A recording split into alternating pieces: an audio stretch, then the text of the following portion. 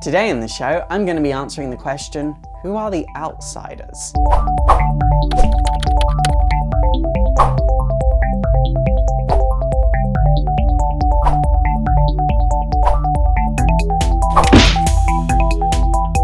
So the Outsiders were a team that came out of the early 80s, and if you've been reading comics for a while, you know that this was a very good time for comics. Artists and writers were really experimenting with new things, trying new things. So a lot of social commentary on society was going on in terms of creating new characters. The Outsiders were an all-new superhero team that mostly consisted of brand new characters, which was something we really weren't seeing enough of in this time.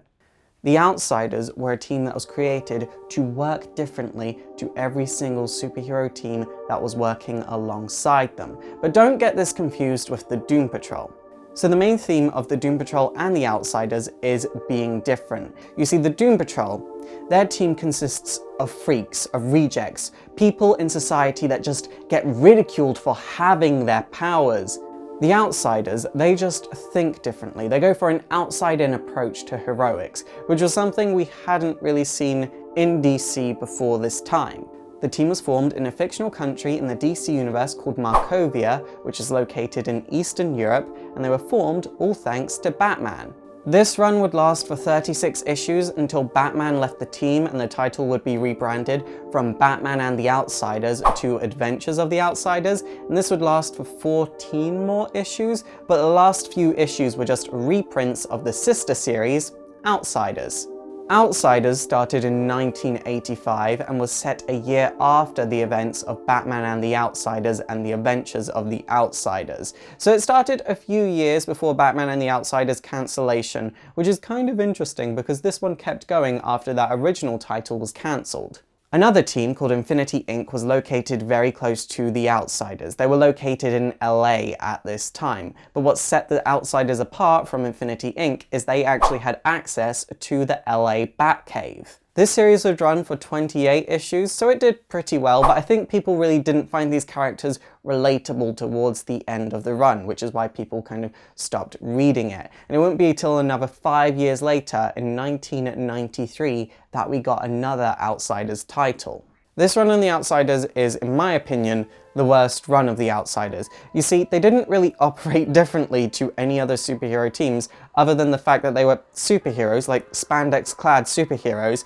and they'd go up against vampires. And this can be done if it's done well, and this just wasn't done well at all.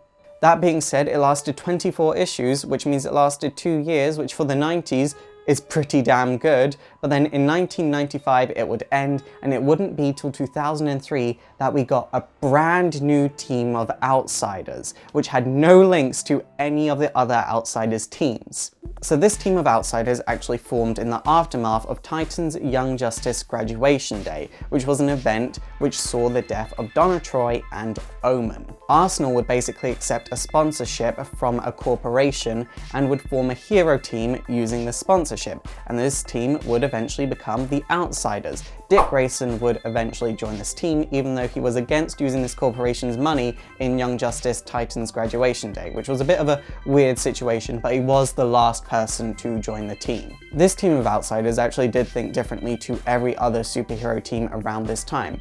You see, they attacked villains before the villains had a chance to do anything. Think of them like hunters. They just hunted villains. Villains that should have already been arrested, but they escaped while they weren't doing anything, while they were in hiding, which is a really smart thing to do, and I don't know why no one else was doing it. However, there was eventually something instated called the Freedom of Power Treaty, which basically stopped heroes that weren't from a country acting as heroes in a country. Like, say I'm from the UK, if I was a hero in the UK, I couldn't go to the US and be like, I'm living here now because I'm a hero. That would be completely illegal. But because this treaty was now in power, and because the Outsiders operated all around the world, their stories became suddenly very limited. But the point of their stories wasn't necessarily what they did, it was who they were.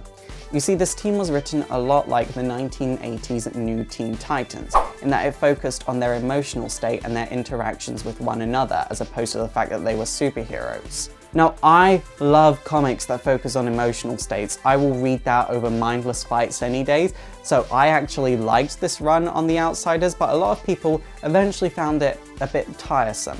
Shortly after this team's incarnation, Nightwing would take over the team, and this lasted till issue number 50. Then Batman would take over the team, the title would end and restart as Batman and the Outsiders. However, Nightwing and Starfire, who are also members of the Outsiders, would go over to the Titans book, which I believe started up just as the Outsiders ended. So really, if you think about it, the Titans was just a rebranded Outsiders book. Batman and the Outsiders wouldn't last too long. In fact, it would only last for 15 issues because Batman would die. So from issue number 15 onwards, once again, it was just Outsiders.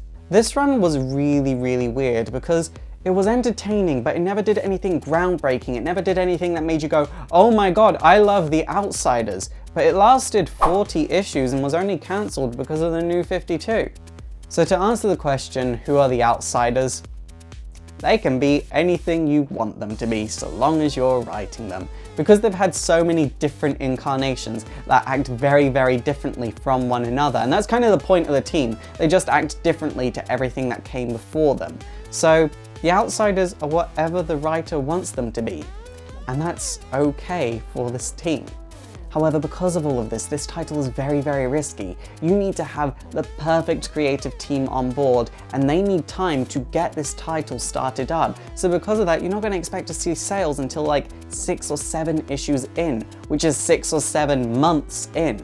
I think that's the reason we didn't actually get to see an Outsiders title in the New 52, even though they were present in the New 52 in Batman Incorporated. Okay guys, that is it for today. So what do you think of The Outsiders? Please let me know in the comments down below. And also don't forget to thumbs up and subscribe if you want to see more history videos. And also don't forget to like me on Facebook, follow me on Twitter, support the show by checking out my Patreon so I can make bigger and better and more history videos. And also don't forget to subscribe to my gaming channel. My name is Faust, this has been Exploring Comics, and it is super effective.